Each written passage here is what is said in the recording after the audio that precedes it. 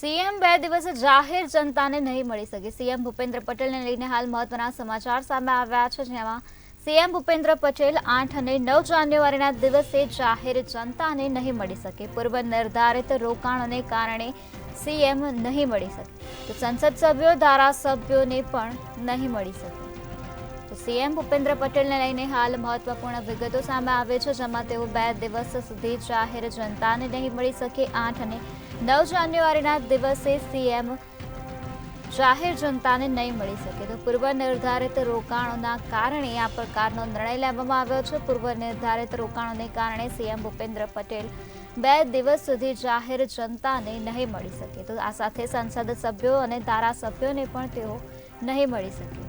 તો 8 તારીખ અને 9 તારીખના દિવસે સીએમ જાહેર જનતાને નહીં મળી શકે। તો પૂર્વ નિર્ધારિત રોકાણોને લઈને આ નિર્ણય લેવામાં આવ્યો છે। પૂર્વ નિર્ધારિત રોકાણોના કારણે સીએમ ભૂપેન્દ્ર પટેલ 8મી તારીખ અને 9મી તારીખના દિવસે જાહેર જનતાને નહીં મળી શકે। આ સાથે તેઓ સંસદ સભ્યોને પણ નહીં મળી શકે અને ધારાસભ્યોને પણ સીએમ નહીં મળી શકે। તો આ જ મુદ્દે વધુ માહિતી આપવા માટે આપણી સાથે સંવાદદાતા ઉજ્જવલ વ્યાસ જોડાઈ ગયા છે। જી ઉજ્જવલ, સીએમ 2 દિવસ જાહેર જનતાને નહીં મળી શકે તે વિશે શું છે વધુ વિગત?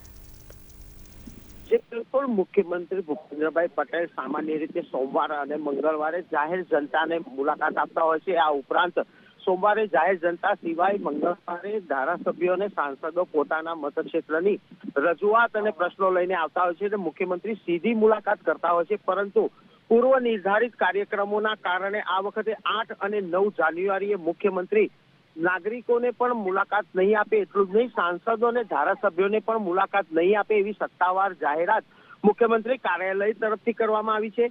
ખાસ કરીને જોઈએ તો દર અઠવાડિયે પહેલા અને બીજા દિવસે એટલે કે સોમવાર ને મંગળવાર જાહેર જનતાની મુલાકાતનો દિવસ નક્કી કરવામાં આવે છે। સાથે સાથે મંગળવારના દિવસે સાંસદો અને ધારાસભ્યો પણ મુખ્યમંત્રીને સીધી રજૂઆત કરતા હોય છે અને ત્યાં તેમના પ્રશ્નોનું નિરાકરણ તાત્કાલિક થાય તેવી વ્યવસ્થા ગોઠવવામાં આવેલી છે। પરંતુ આ વખતે વાઇબ્રન્ટ સમિટ નો કાર્યક્રમ છે અને તે ઉપરાંત ટ્રેડ શો નું પણ આયોજન કરવામાં આવ્યું છે, એટલે મુખ્યમંત્રી છેલ્લા ઘણા સમયથી વ્યસ્ત છે। અગાઉ પણ આવી રીતે મુલાકાત રદ કરવામાં આવી હતી અને તેના કારણે જ અત્યારે હાલ આ મુલાકાત નહીં આપી શકે। પૂર્વ નિર્ધારિત કાર્યક્રમોમાં વ્યસ્ત હોવાના કારણે તેઓ કોઈને મળી શકશે નહીં તેવી સત્તાવાર જાહેરાત કરવામાં આવી છે। નિરાલી જી ઉજ્જવલ, તો સીએમ 2 દિવસ જાહેર જનતાને નહીં મળી શકશે, તેના કારણે જાહેર જનતાને લઈને હાલ કોઈ પ્રતિક્રિયા સામે આવી છે? પ્રતિક્રિયા કોઈ આવી નથી સામે નિરાલી, પરંતુ વાઇબ્રન્ટ સમિટ બહુ જ મહત્વની છે, જેની અંદર વાઇબ્રન્ટમાં વડાપ્રધાન નરેન્દ્રભાઈ મોદી ઉપરાંત યુએઈના પ્રેસિડેન્ટ પણ આવવાના છે। આ સાથે સાથે લગભગ 20 થી વધુ દેશોના વડાઓ અને ડેલિગેશનો પણ આવવાના છે। એટલે અત્યારે હાલ મુખ્યમંત્રીથી માંડીને તમામ ધારાસભ્યો અને પોતપોતાને ફાળવેલા તમામ વિભાગો અને તેના ઉચ્ચ અધિકારીઓ એટલે કે અગ્ર સચિવ કક્ષાના અધિકારીઓ પણ હાલ વાઇબ્રન્ટ અને ટ્રેડ શોની કામગીરીમાં ખૂબ જ વ્યસ્ત છે। એટલું જ નહીં, આમ તો જોવા જઈએ તો આ ઘણા સમયથી આવી રીતની ગેપ પડી રહી છે અને જેના કારણે સામાન્ય નાગરિકોના પણ પ્રશ્નોનું નિરાકરણ હાલ થતું નથી। વાઇબ્રન્ટ સમિટ અને ટ્રેડ શોના કારણે આખું સરકાર અને તેનું તંત્ર કામે લાગી ગયું હોવાથી સામાન્ય નાગરિકોને પણ હાલાકી પડી રહી છે।